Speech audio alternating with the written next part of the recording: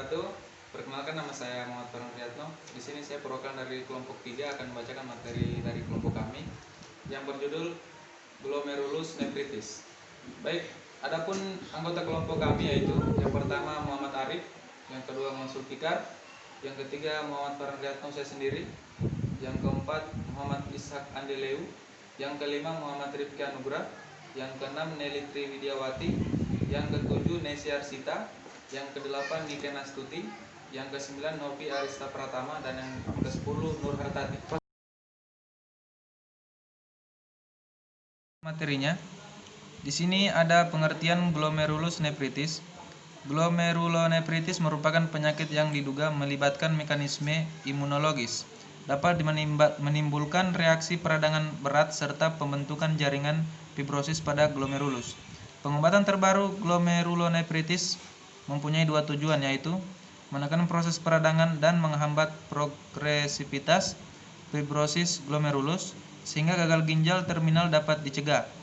Obat yang digunakan untuk menekan proses peradangan adalah mycophenolate mofetil, rapamycin, antimolekul adesi, antisitokin inflamasi, antibodi monoklonal anti CD20, dan antisikloksigenase 2. Obat yang dapat menghambat progresivitas fibrosis glomerulus adalah antagonis angiotensin 2 dan pirfenidone.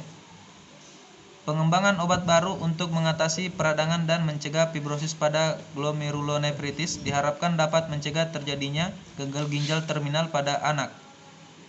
Glomerulonefritis merupakan suatu istilah umum yang digunakan untuk berbagai penyakit dan kelainan histopatologis yang menunjukkan adanya peradangan pada kapiler glomerulus. Glomerulonefritis, terutama bentuk kronik, merupakan penyebab utama gagal ginjal terminal pada anak, sehingga penanganannya memerlukan perhatian yang mendalam. Meskipun penyebab glomerulonefritis belum jelas, tetapi penyakit ini diduga melibatkan mekanisme imunologis. Yaitu di sini ada gejala-gejala glomerulus nephritis. Yang pertama, glomerulonefritis akut. Penyakit glomerulonefritis akut biasanya terjadi secara tiba-tiba. Pada beberapa kasus, penyakit ini terjadi dan akan mengembangkan gejala setelah adanya infeksi di kulit atau tenggorokan. Glomerulonefritis akut yaitu yang pertama, wajah bengkak di pagi hari. Yang kedua, darah dalam urin atau hematuria. Yang ketiga, sesak napas dan batuk akibat paru terisi cairan, dan tekanan darah tinggi atau hipertensi. Baik, yang kedua yaitu glomerulonefritis kronis.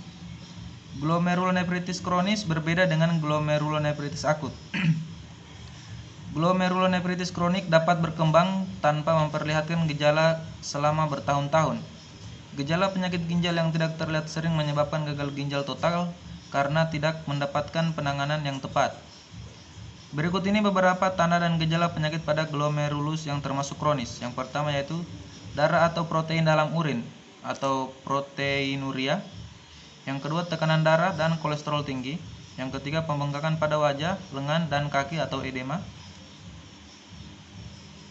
Sering buang air kecil pada malam hari. Kencing terlihat keruh dan berbusa. Sakit perut.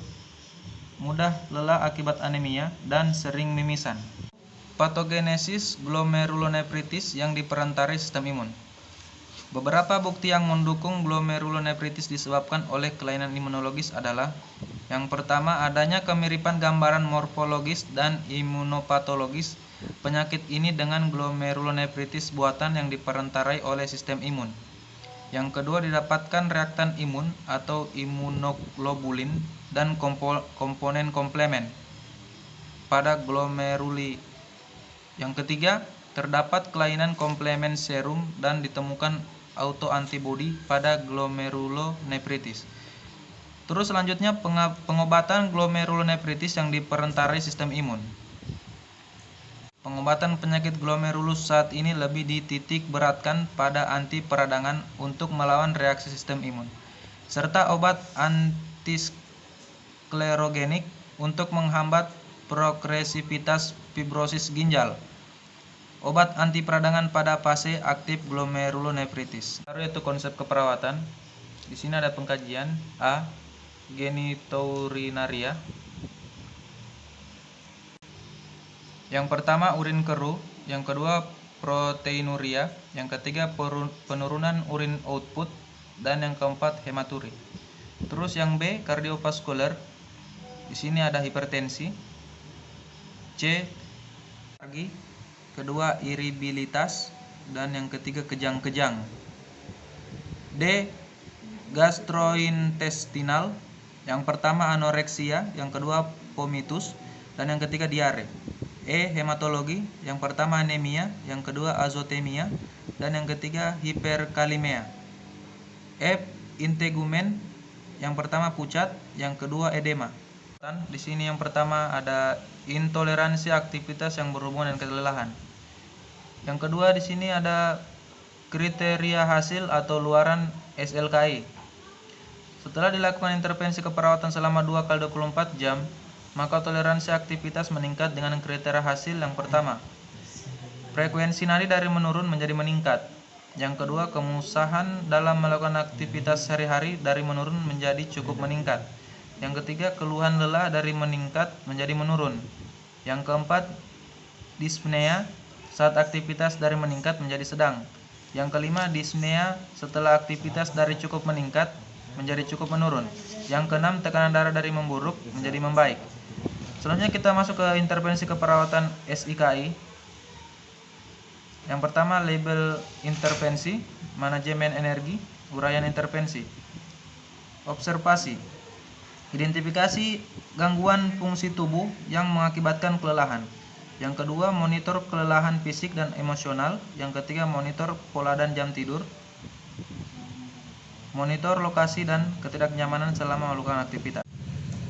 Selanjutnya kita masuk ke terapeutik. Yang pertama yaitu sediakan lingkungan nyaman dan rendah stimulus, seperti kurangi cahaya, suara, dan kunjungan.